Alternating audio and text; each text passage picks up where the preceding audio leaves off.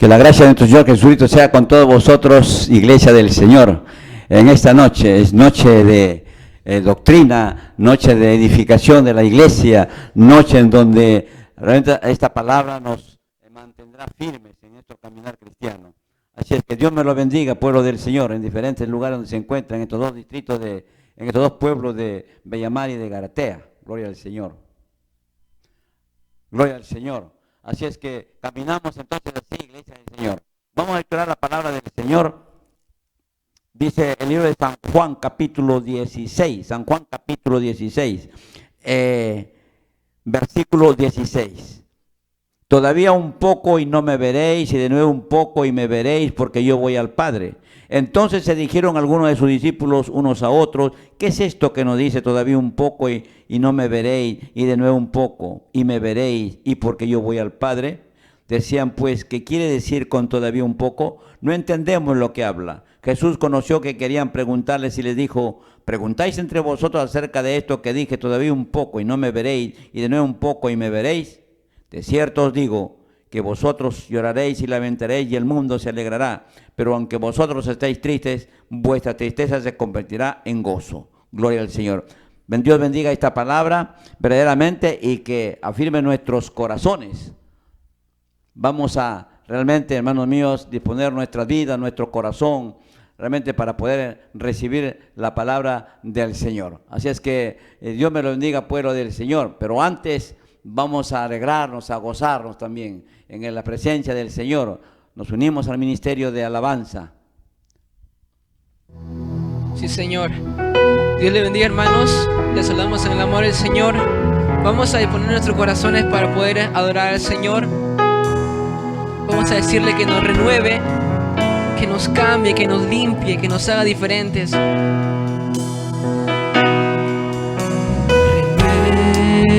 Renuévame, Señor Jesús. Ya no quiero ser igual. Señor, renuévame, Padre. Renuévame, Señor Jesús, y pon en mí tu corazón, y porque todo lo que hay dentro de mí necesita, Señor, y necesita ser cambiado, Señor Jesús, y porque todo lo que hay dentro de mi corazón y necesita más de ti, Señor, y porque todo lo que hay dentro de mí necesita, Padre, y necesita ser cambiado, Señor, y porque todo lo que hay dentro de mi corazón necesita más de ti. Ruégame, Señor, renuévame,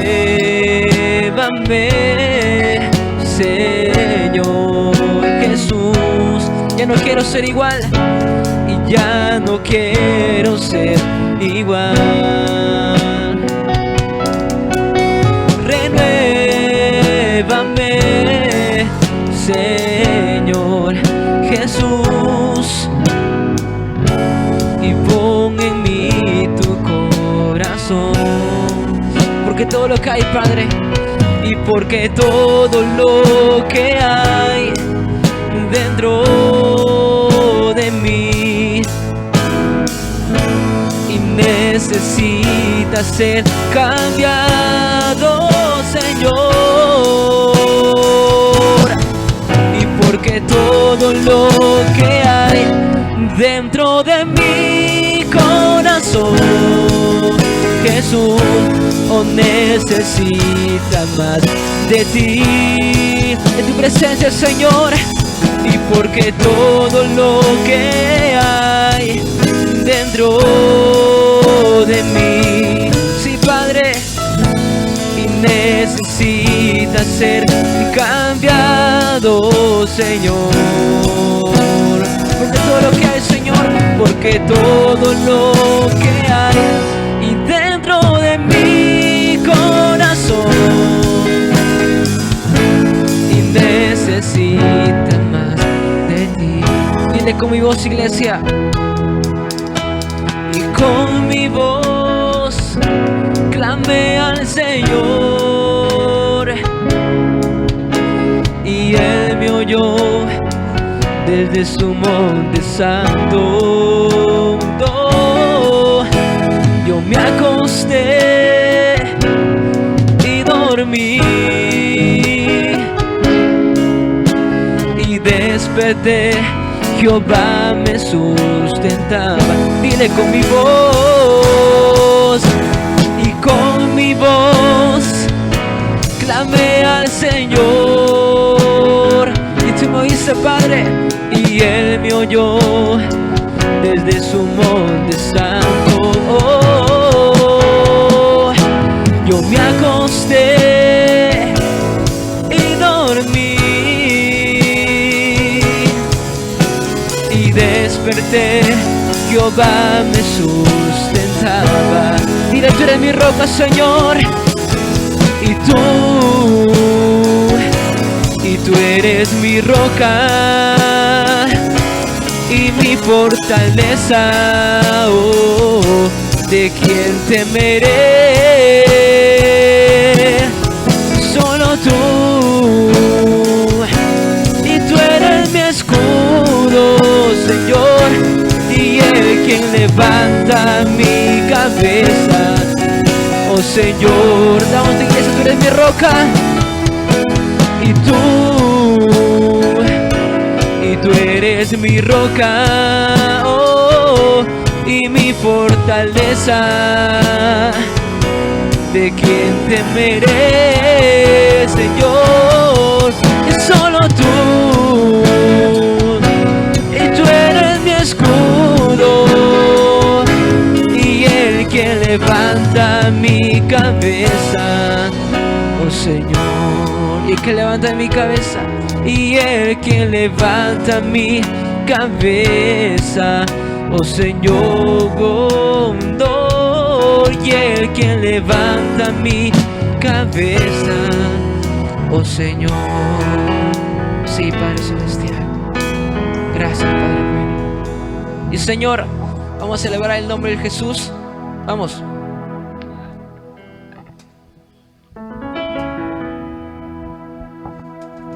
Gloria a Dios.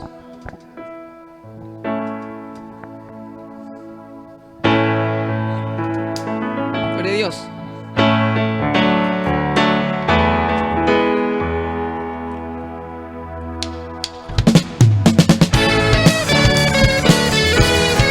Celebramos tu amor, Señor. Señor, incomparable es tu Padre.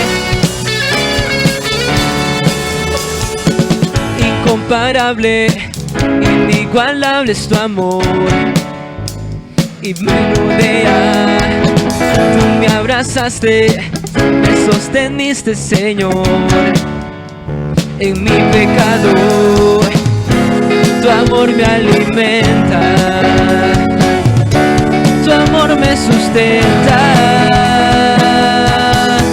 Celebraré tu amor todos los días, celebraré tu gran misericordia, celebraré tu gracia inmerecida, celebraré tu amor, oh, celebraré tu amor todos los días, celebraré tu gran misericordia, celebraré tu gracia inmerecida, celebraré tu amor, oh. Estás conmigo y no me puedo escapar, aunque lo intenté. Incomparable, inigualable es tu amor y nunca cambia. tu amor es perfecto, tu amor es completo, Señor.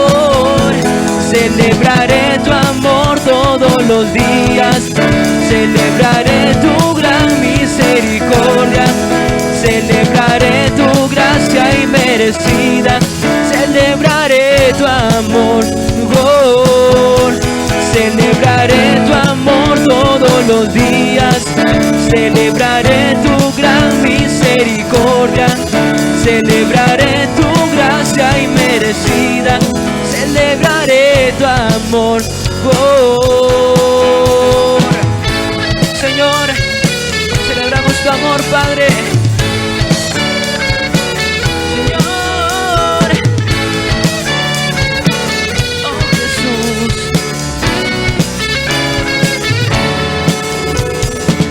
Sí, Señor Jesús. Dios le bendiga, hermanos.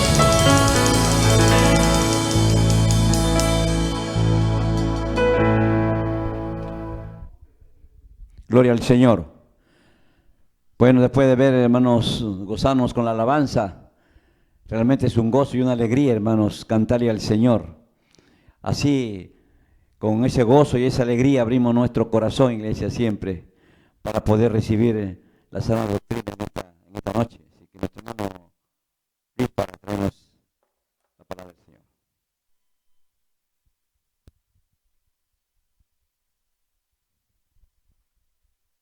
Amén, amados hermanos. Les saludo a todos en el amor del Señor. Vamos entonces a poder tomar nuestras Biblias y vamos a ubicarnos en la epístola del apóstol Pablo a los Efesios, en el capítulo número 2 y versículos 11 al 22.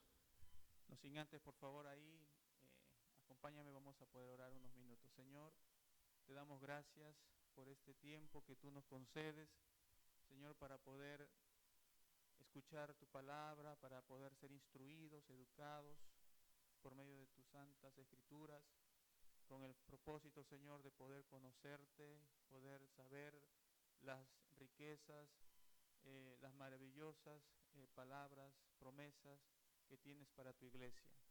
Usa, Señor, este libro, la carta a los Efesios, para poder, Señor, educarnos, y todo esto sea para la gloria de tu nombre. En el nombre de Jesús te lo pedimos así. Amén y amén. Muy bien, vamos entonces a ingresar ya al tema número 4 del estudio de esta epístola a los Efesios, y el tema 4 tiene como título De extranjeros a hijos de Dios.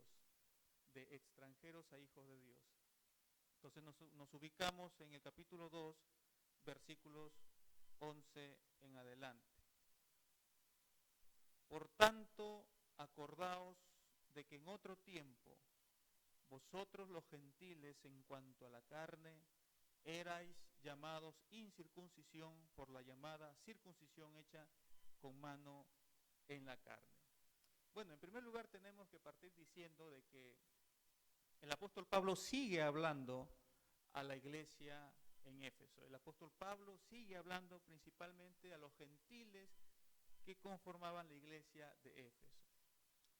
Tenemos que también hacer mención de que vamos a ver en estos versículos, en estos 12 versículos que vamos a analizar un poco de una forma panorámica, qué tan lejos estábamos los gentiles de Dios, cuán distantes estábamos del Señor por medio del pecado. Usted recordará que Dios, cuando crea a Adán y crea a Eva, los creó en una condición de absoluta santidad. Ellos estaban totalmente con una cercanía con Dios. Pero cuando ellos pecan, caen de la gracia, automáticamente se vuelven distantes de Dios.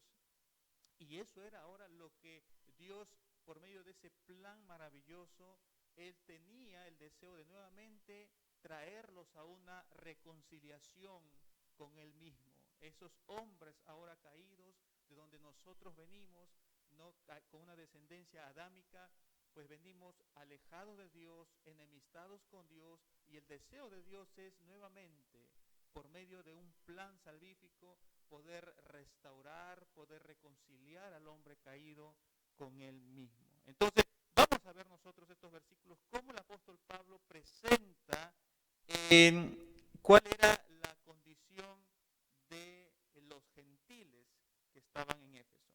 Bueno, estos 12 versículos que vamos a ver, lo he dividido en 3 partes. En la primera parte o el primer subtema le he puesto: sin Cristo estamos alejados del Padre.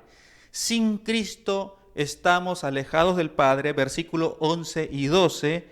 El segundo punto es lo que Cristo hizo por nosotros los gentiles, versículos del 13 al 18. Y finalmente, el tercer punto sería lo que ahora somos en Cristo. Lo que ahora somos en Cristo, versículos 19 al 22. Finalmente diremos algunas aplicaciones o conclusiones al respecto. Entonces, ¿cuál era la condición de los gentiles? ¿Cuál era la condición del ser humano?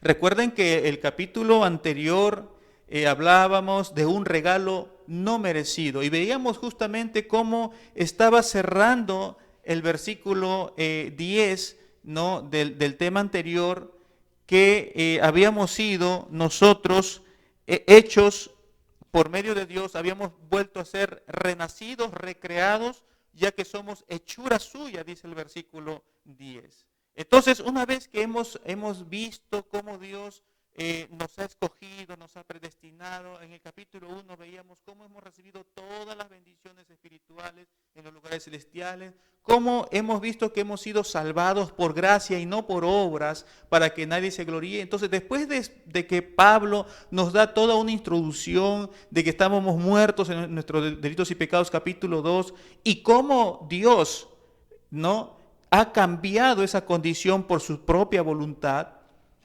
entonces Pablo ingresa al versículo 11 diciéndonos que nos acordemos de algo. Hermano, y dentro de esta carta, o dentro de estos, por lo menos hasta este capítulo, aquí estamos encontrando un mandato del apóstol Pablo. Y el mandato del apóstol Pablo en el versículo 11 es que nos acordemos.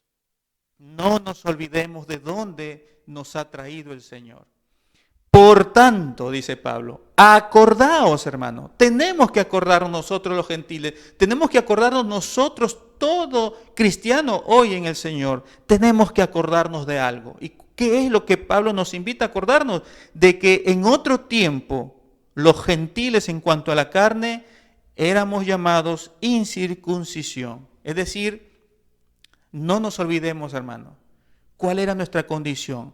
Muertos en nuestros delitos y pecados, alejados absolutamente de Dios, aborreciendo al Señor, no teniendo ni la más mínima idea de lo que era volver a nacer, pero Dios, habiendo pasado por alto, hermano, Él decide por su propia voluntad salvarnos de una manera inmerecida. Entonces, el apóstol Pablo nos invita a recordar esto, nuestra antigua condición antes de ser creyentes, ¿no? Dice, éramos llamados por los de la circuncisión, es decir, por los judíos, éramos llamados incircuncisos, éramos llamados incircuncisión.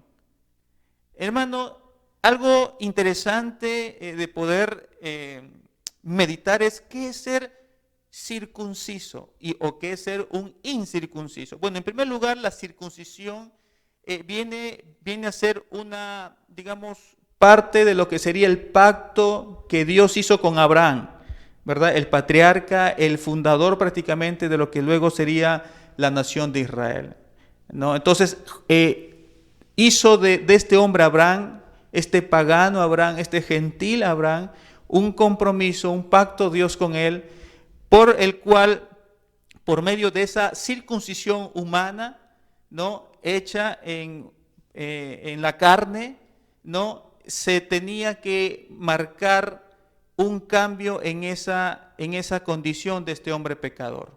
Pero más adelante, hermano, esto sencillamente sería una tipología de lo que Dios quería verdaderamente que entendiésemos nosotros. Que la circuncisión no debería ser humana, no debería ser en nuestra carne, sino en nuestro corazón. Un cambio en nuestro corazón. Una total condición de vida distinta y nueva hecha por medio de Dios. Sin embargo, hay una expresión que los judíos van a usar, los israelitas van a usar, como un menosprecio, como inclusive como una palabra despectiva hacia los no judíos, y justamente era el término incircunciso.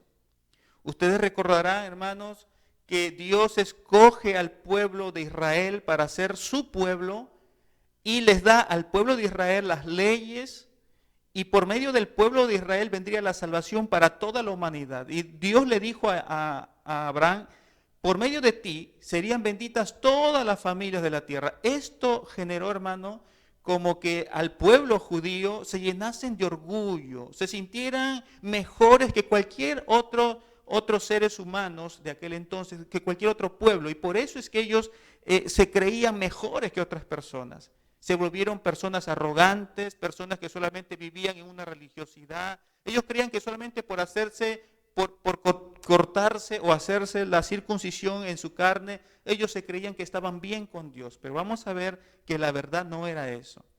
Sin embargo, ellos, llevados por este error, este orgullo, este pecado, ellos usaban el término incircunciso para referirse de una manera despectiva a los no judíos, es decir, a los gentiles. Usted recordará la vez en donde David, antes de ser rey, ¿no?, él escuchó cómo este gigante Goliat atemorizaba a los ejércitos del Dios viviente.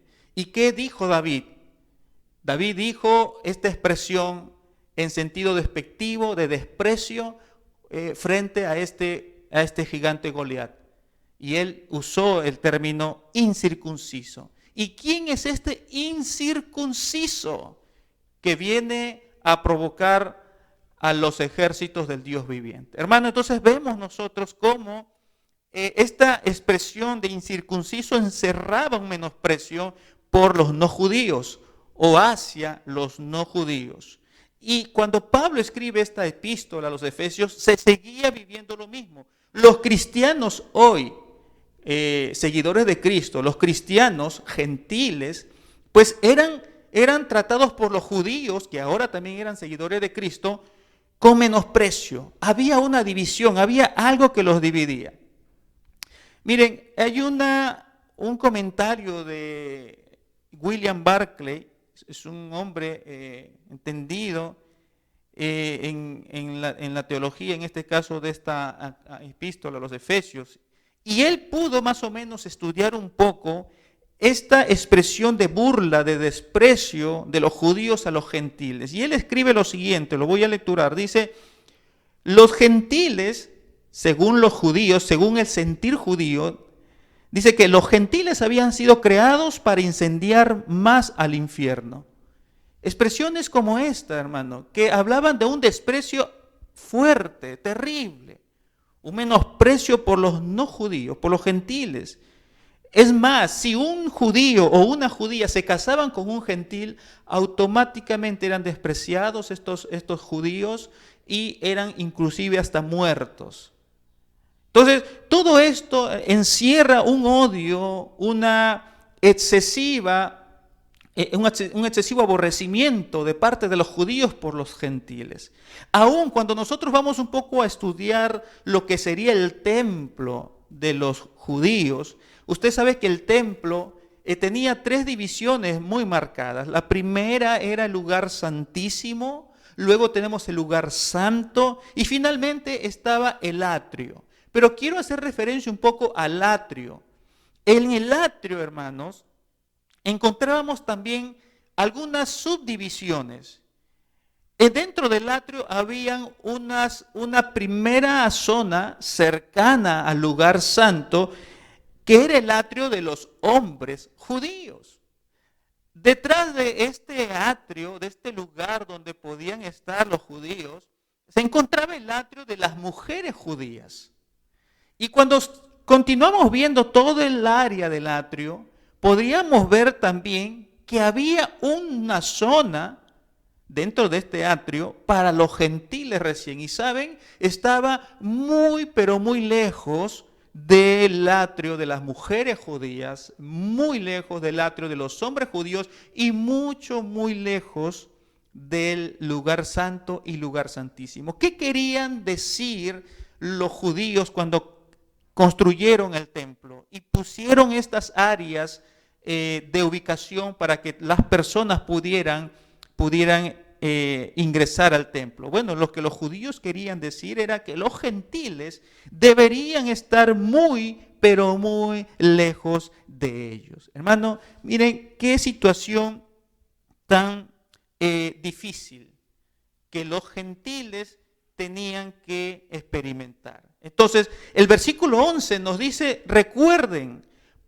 que en otro tiempo vosotros los gentiles en cuanto a la carne éramos llamados incircuncisión por la llamada circuncisión hecha con mano en la carne. Versículo 12 dice: en aquel tiempo, en ese momento, antes de ser cristianos, en aquel tiempo estábamos sin Cristo, estábamos condenados, estábamos muertos.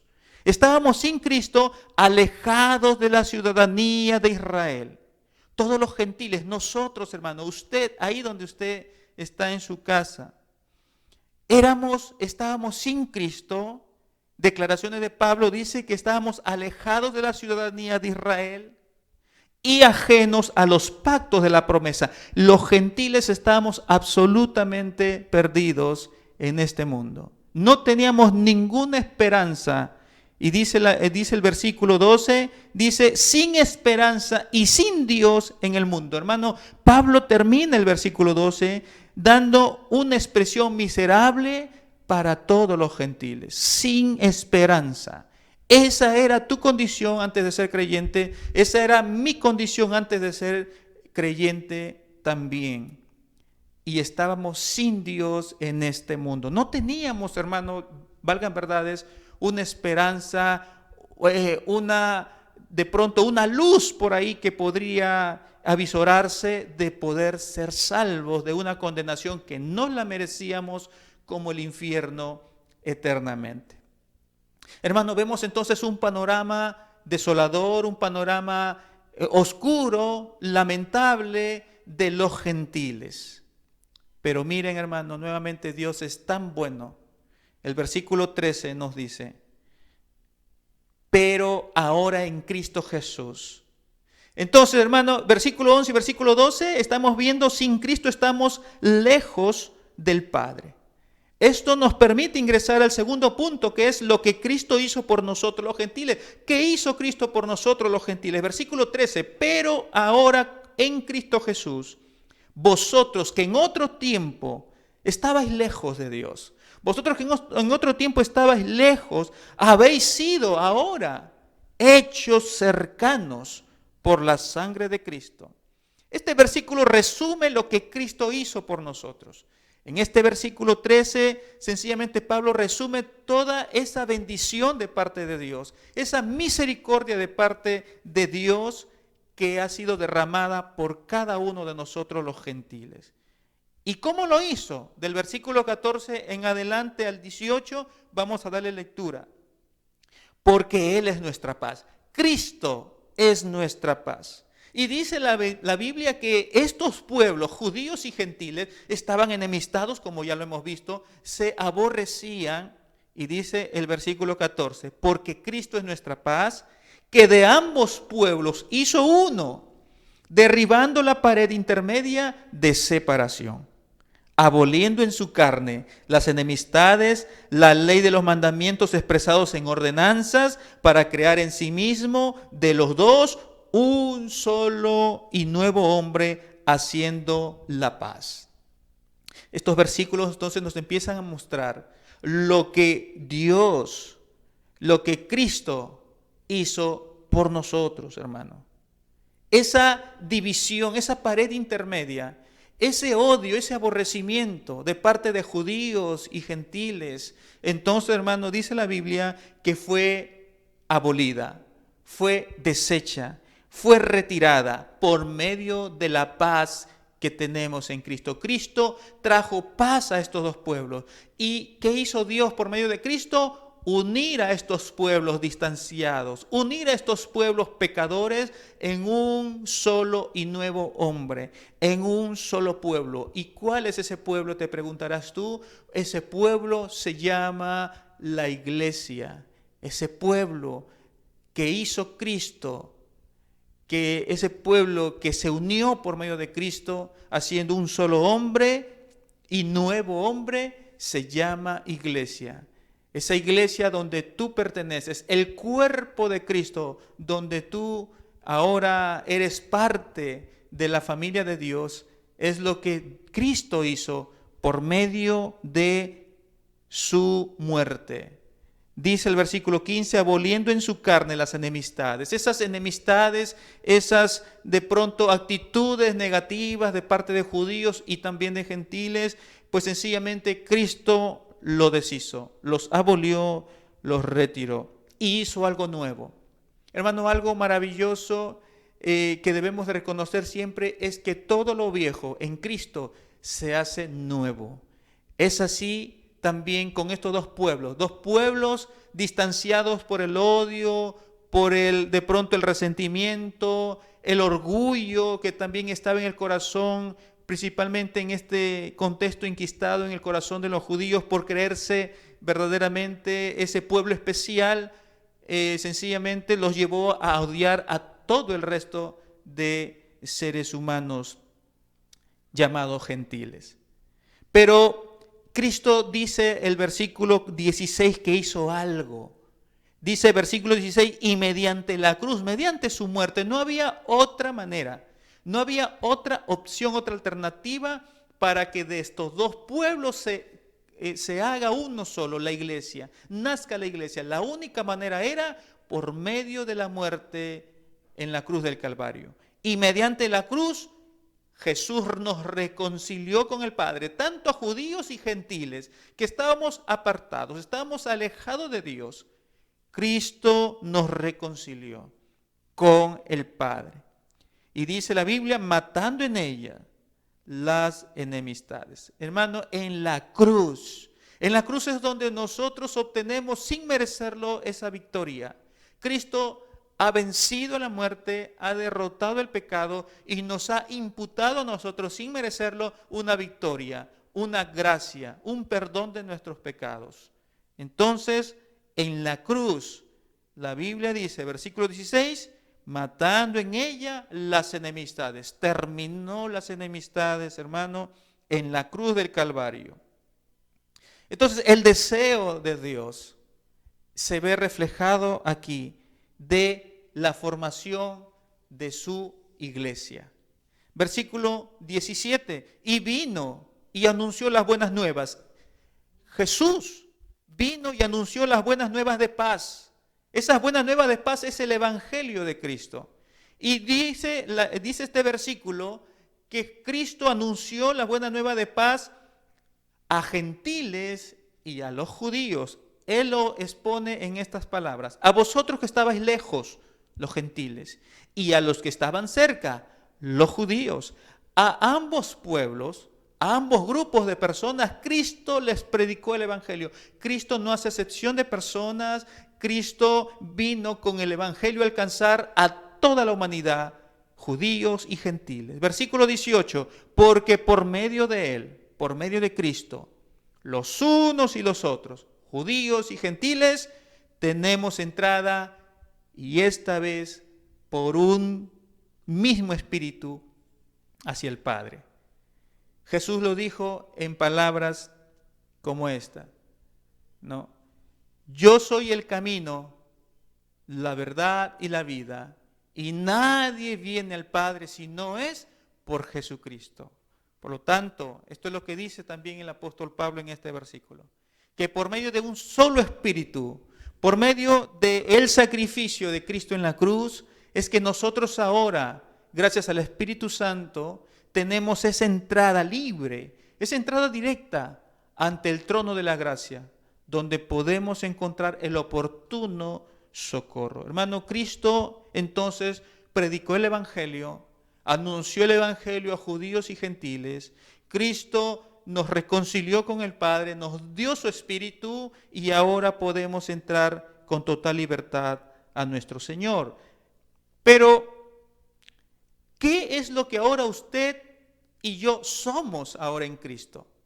Antes hemos visto, estábamos alejados porque estábamos sin Cristo, estábamos alejados del Padre por estar sin Cristo.